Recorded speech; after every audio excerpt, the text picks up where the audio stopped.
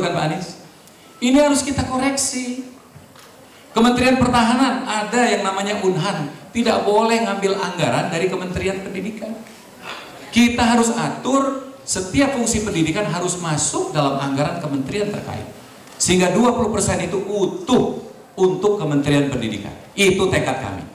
Kedua, dalam menyiapkan manusia Indonesia yang kompetitif, mau tidak mau Pak Bara, kita harus menyiapkan manusia Indonesia yang mempunyai local wisdom sebagai produk dari pendidikan nasional, tapi juga berwawasan global. Untuk itu apa? Ketika kami berkuasa nanti, yang namanya program Students Exchange, Youth Exchange akan menjadi warna. Karena kita akan menghasilkan orang Indonesia yang tahu mengenai keindonesiaan, tapi kenal mengenai global atau dunia internasional. Baik, Bung Bara, terima kasih. Good questions. Kalau Anda mau memutus, bukan bicara programnya, tapi bicara orangnya. Putusnya di orangnya. Kalau Anda pilih Prabowo Hatta, Anda meneruskan orangnya, pasti. Pasti. Karena semua problematika yang menyangkut perekonomian hari ini itu closely link dengan Menko Ekonomi kemarin. Closely link. Jadi Anda bicara reform segala macam, dia. Jadi kalau Anda bicara tentang kalau Pak Prabowo tidak malah. Jadi Pak Prabowo-nya malah tidak ada. Tapi Menko-nya, jadi ketika bicara memutus jangan hanya pada program, visi, tapi justru yang harus dipotong itu pada orangnya. Selalu. Kalau perusahaan mau berubah, visi misinya boleh sama, tapi orangnya dikeluarin, diganti yang baru. Karena orang yang baru inilah yang bisa melakukan terobosan kebaruan. Itu sebabnya saya selalu katakan bahwa jangan hanya lihat visi misi. Karena visi yang baik menurut saya harusnya diadopsi siapapun yang terpilih. Hari ini kita punya dua alternatif, bukan? Menurut saya siapapun yang terpilih harus ambil terbaik dari dua-duanya. Karena yang baik itu diperlukan oleh Indonesia.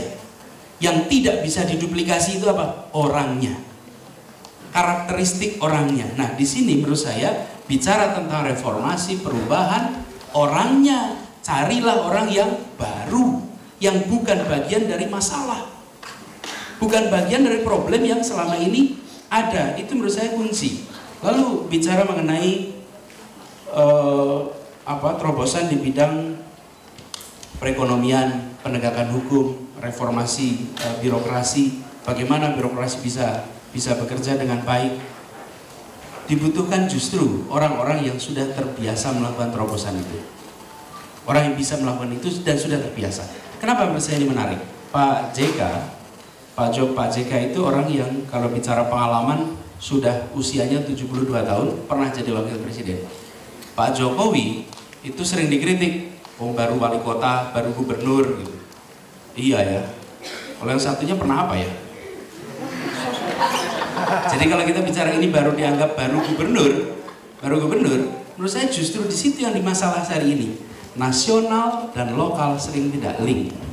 Seorang mantan gubernur, mantan wali kota, dia tahu persis komponen-komponen fiskal. Makanya Pak Jokowi berapa kali menggunakan istilah politik anggaran, politik fiskal, kebijakan fiskal dipakai untuk meluruskan dari atas ke bawah. Dan ini tidak bisa terjadi jika tidak diiringi dengan kemampuan, pengalaman melakukan terobosan. Nah mereka, Pak JK pun ketika menjadi wakil presiden, kita tahu terobosannya. Mengubah kebiasaan memasak 60 juta rumah tangga itu luar biasa sulit. Protesnya pun kuat. Tapi konversi dari minyak tanah ke gas berjalan dan ini sebuah contoh. Jadi saya bisa membayangkan 5 tahun ke depan kita akan melihat perubahan-perubahan terobosan yang sulit dilakukan oleh mereka yang membuat kebijakan hari ini. Begitu Mas, terima kasih.